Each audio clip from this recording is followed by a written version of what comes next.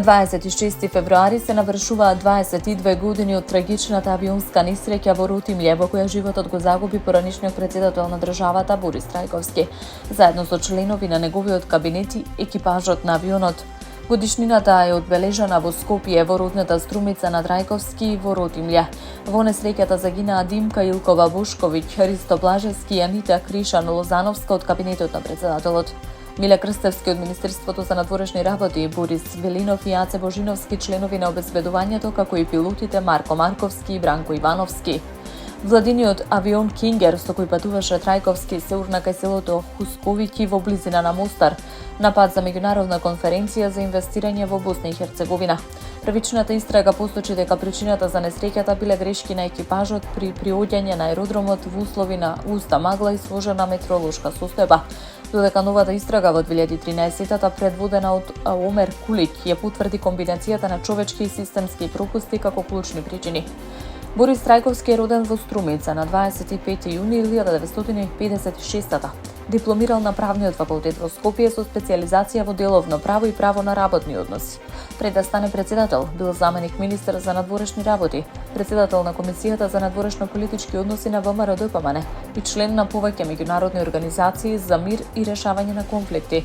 Трајковски извршуваше функцијата председател на Република Македонија од 15 декември 1999 до 26 февруари 2004 година, кога трагично загина. Советот на јавните обвинители на Република Македонија објави дека во оваа фаза на постапката нема надлежност да врши надзор над законитото постапување на јавните обвинители. По јавната прозивка од министерот за правда Игор Филков да свика итна седница за случајот со поранешниот вице-премиер Артан Груби.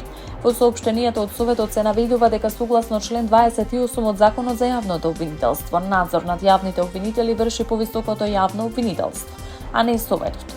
Во интерес на транспарентноста на Советот на јавните обвинители на Република Македонија ја информираме јавноста дека во оваа фаза на постапката нема надлежност да врши надзор, стои во соопштенијето.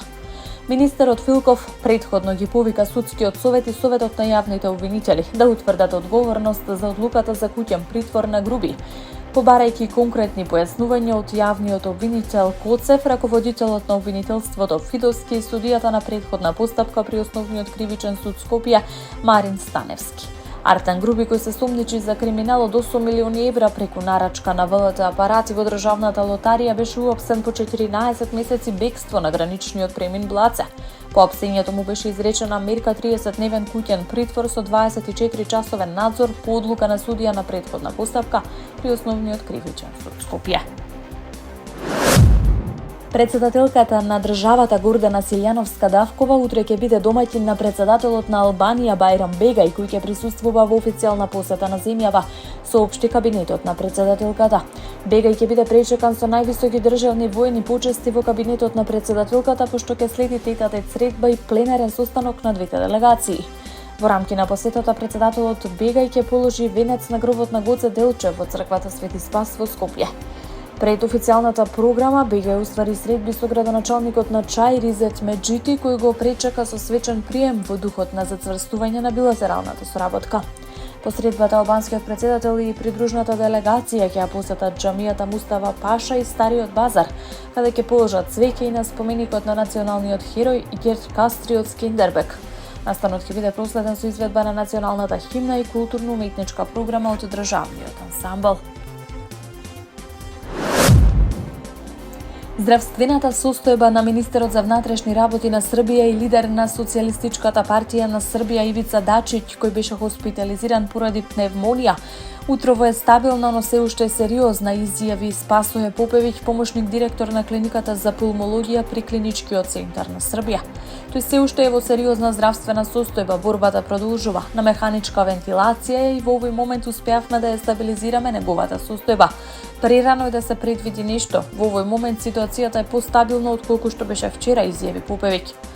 Лекарот најави дека јавноста ќе биде редовно информирана наутро и навечер за состојбата на Дачиќ. Председателот на Србија Александар Вучиќ изјави дека состојбата на Дачиќ е нешто подобра откако го посетил в болница. Верувам во него, рече Вучиќ во видео обраќање од авионот со кој патува кон официјална посета на Казахстан. Дачич вчера беше примен во болница каде му беше диагностицирана пневмонија. Лекарите соопштија дека тој прима соодветна терапија и дека се преземаат сите неопходни медицински мерки. Портпаролот на Кремљ Дмитри Песков изјави дека евентуална средба меѓу председателите на Русија, Соединетите Американски држави и Украина, Владимир Путин, Доналд Трамп и Володимир Зеленски би имала смисла само доколку служи за финализирање на конкретни договори. Може би треба да се согласиме дека тројцата председатели треба да се сретнат само ако е потребно да се финализираат преговорите или, како што велат американците, договорите, изјави Песков во интервју. Осврнувајќи се на можноста за средба меѓу Путин и Зеленски, Песков потсети на претходните изјави на украинскиот председател во кои тој говорел за позиции од кои според Кремљ нема отстапување. Нема потреба дури ни да ги анализираме изјавите, доволно е да се запрашаме дали има смисла средба на невисоко ниво, ако Киев продолжува со таа позиција, рече тој. На прашањето дали поканата до Зеленски да дојде во Москва се уште важи, Песков одговори потврдно нагласувајќи дека тоа е став на Путин и дека рускиот председател секогаш стои на зборот. Според Песков, територијалното прашање останува најсложениот аспект во евентуалното решение на конфликтот.